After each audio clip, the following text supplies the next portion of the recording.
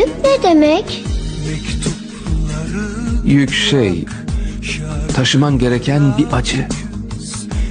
Çok fazla canını yaksa bile. Zaman hiçbir şeyi düzeltmez. Sadece üzerine örter. Sakladığın acılar bir gün mutlaka ortaya çıkar. Herkes zamanı geri alabilmek ister. Kimi eski güzel günleri tekrar yaşayabilmek için, kimi yaptığı yanlışları düzeltebilmek için.